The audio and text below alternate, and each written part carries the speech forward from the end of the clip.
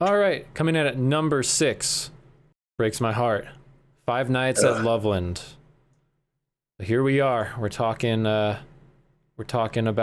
the truth, what we think is the truth here between the four of us. And let's talk about it. Captained by Azra, this entire team is made of rookies. Azra, White Ninja, Judoku, Strikva, the Rat, and the Rock. Total number of Laserforce missions. Last in the tournament, number 8. 4,776. But the second most SM5 missions in Loveland at the tournament, 2,881. So that is very interesting. It'll be interesting just off of that stat alone, seeing how they do. How much does it matter how many games you've played in total versus in the arena you're going to? Sweets ranked the number 5. Snuffles ranked the number 5. I ranked the number 5, but Odin's Fist hates Five Nights at Loveland and put them down at number 6. Odin, why don't you explain yourself? Yeah. I love this team. I love the players. Um, I've spoken at length with a lot of them, and I think that they play very well for their experience. But at the end of the day, it just comes down to an experience issue. Like you said, like this is a full team of rookies. Every single player on this team is eligible for the Rookie of the Year award, and that is just really rough. I think that the fact that they're a home site team is going to help propel them a lot. I also think that there's a lot of talent on the team, so I think that they will be playing well. I think that on a personal level, they're going to perform. The problem just comes in that that experience causes a lot of struggles at Nats level competitions. Mm. I've seen players who I expected to perform really well just get slaughtered because they just weren't ready for the competition level at Nats. I think definitely my biggest concern is them going into finals.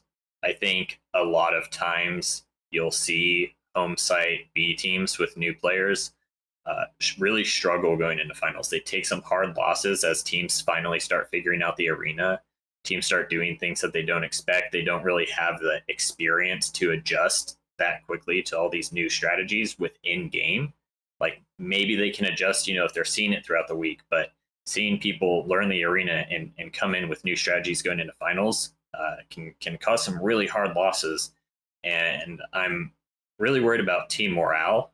Not that anyone on this team really has a history of like explosive blowups or anything, but I am worried about them getting demotivated, demoralized going into finals after taking some of those hard losses. Whereas they might have a chance to work their way up from, if you get bumped down to the bottom bracket in finals, you can still work your way back up, and that possibility still remains. But if they're demoralized going into that, they might struggle in that bottom bracket.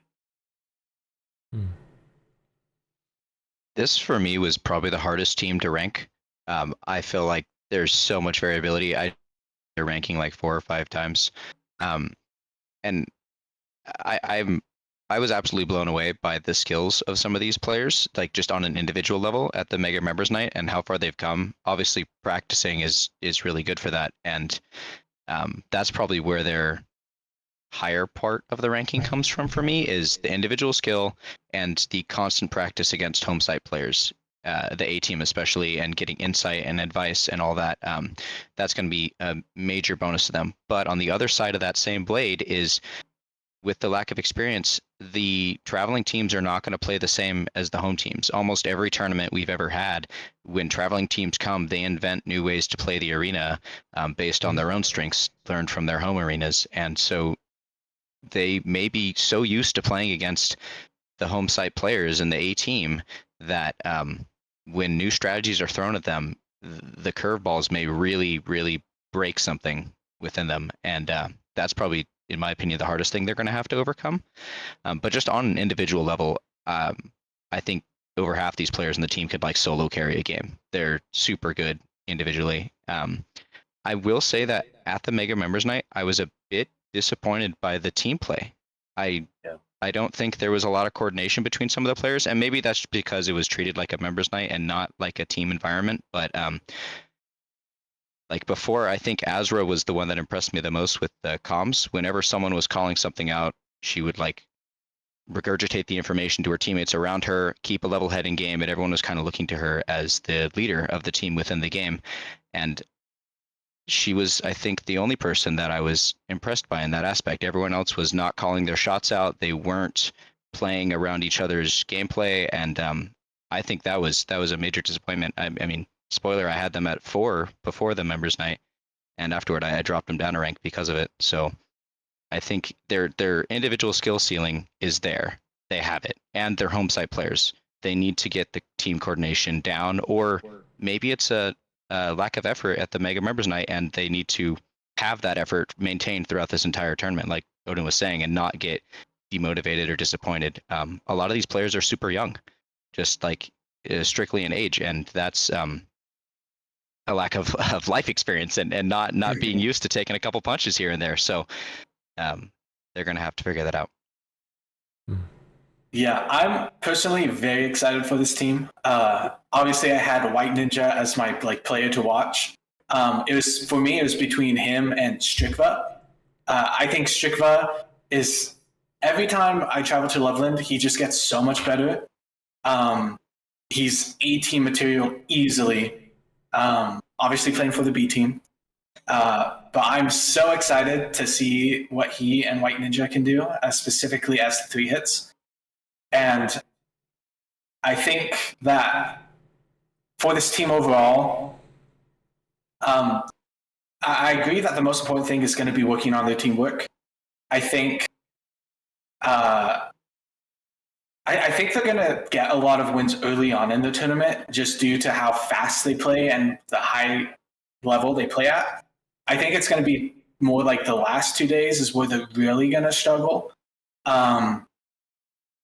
Specifically like in finals. I think because although they're good, I think they are a bit one-dimensional in how they play just because of how new they are.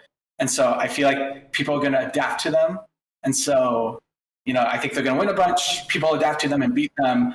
And then we're going to have to see, can they then adapt to that and start, just improving and picking up games. Yeah, I'm pretty much with you. Everything in me wants to rank them number 2 or number 1. They are.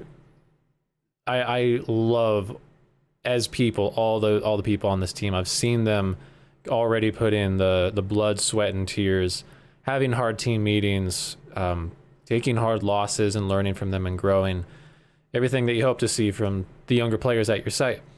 But I wanted to give what my honest thought, and for anyone on that team listening, I'm glad that they're listening to these criticisms, things that they can take. This isn't a random draw. It's not a West Coast. This is when people come out to show who's the best. It's why we're having this honest, candid conversation. It is really good to learn to take that hard criticism. Yeah. I can make excuses, some of them have been out of town for a little while and they haven't been able to practice as a full team. But you're right. They're going to get this last month of practice. I put them up where I did because they're going to have prep time more than anyone else in the tournament except us as Loveland A. Amazing talent on the team. And one extra advantage I'll throw in is that they all are really young, so they're going to have probably some of the most energy of any team at the tournament. They can just full sprint the whole time. But beyond that, yeah, I mean, I've come into tournaments being one of the less experienced teams for pretty much my whole career, and when you think it's not as simple as just running the same strategy over and over again. It worked last time, let's run it again. There becomes so much nuance and trickery and people figuring you out in a Nats. And we'll do everything we can to mentor them, of course, give them insight and help, but it's their team, their choices. And it's a combination of, one, they're going to make rookie mistakes because they're rookies and they'll learn from that. those mistakes can be the deciding factor between getting knocked out of an ELM bracket or not, though. Yeah. Yeah. I think too, like, and this just goes hand in hand with them being rookies, is that this is a debut Nats for all of them. Mm. And that really has a meaning. When you are getting your first chance to show your stuff to the world, it's very daunting. And I think that a lot of these players are players who have a lot of pride tied to their skill level. And another concern for me is, people wanting to flex their own stuff. I've seen a lot of teams lose a lot of footing over the years because players really just wanted to have that one good show off game and just didn't stick to what their team needed them to do. So that would probably be one of my biggest concerns for this team. But this really is probably my favorite team at the tournament. I would love if they win the whole thing. That'd be amazing. I would love that. I'm just trying to be realistic from my experience, and honestly, if they do finish sixth, that's amazing.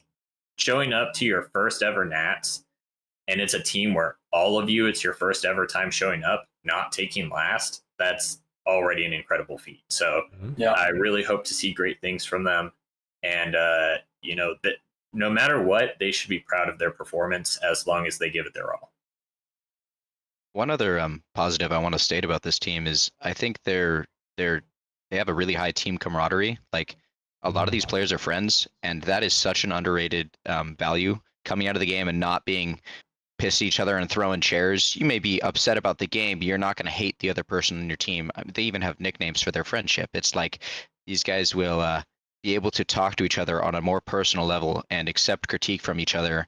And I think that's like massive in terms of improvement, because when you're playing with someone that you've never played with before, you don't want to upset them. You don't want to hurt their feelings. But when you're friends with them, you could be a little more personal because you know how they're going to react. And I think everyone on this team knows each other pretty well. And that will be like really good for the adaptation outside of the game if they can keep their passion for it.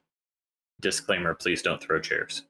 I think another upside for them as well is how eager they are to get better.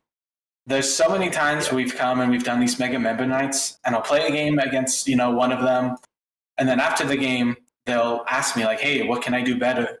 And in the instance of say like Strikva, not only that, he's asked me like, hey, what did you think about this specific thing that I did at this moment? Was it the right thing? Could I have done it better? And I think those are the real like questions you need to ask people to actually get better.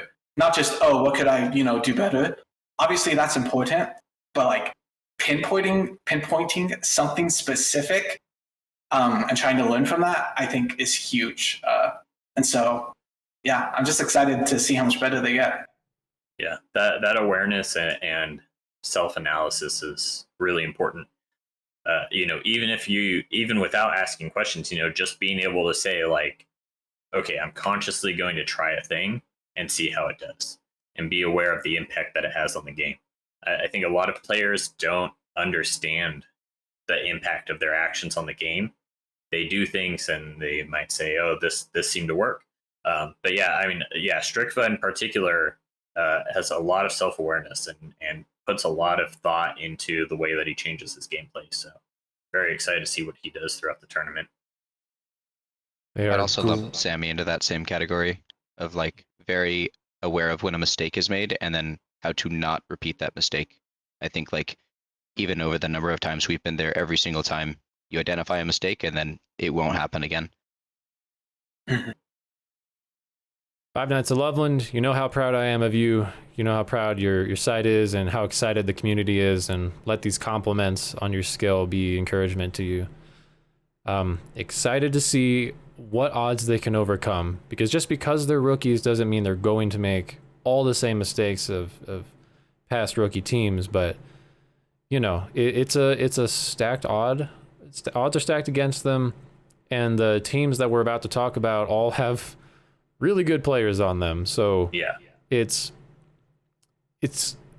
it ironically makes me think of our team from Nats last year, the Lunchbox Leftovers, who took 4th place. And everyone came out saying, you don't understand, you're so good. The teams in front of you were also just really good, but you're really good. It doesn't feel good coming from 4th place, but the truth is there. Like, even if Finau places down in the lower brackets, we all acknowledge, like, these kids can play. It's just about where they're at in their journey. Yeah, a team this skill being ranked 6th is pretty insane. Like, at almost every other tournament, this team places top 3. Yeah, well, I mean, like, look at, like, you know, if you just take a random tournament from, like, 5 years ago, you know, and look at the teams there and look at this team, especially, you know, home site, you know, you imagine a tournament in Loveland. I think that's another difficulty in this Nats, is that so many traveling people have so much experience in Loveland now, because we've been establishing all these events. We've been making attempts to get out there. We have a lot of serious players who have been actively and consistently traveling to practice. And you know, it's just a different level of competition where they aren't able to leverage as many of their advantages here as home site teams have been able to in the past.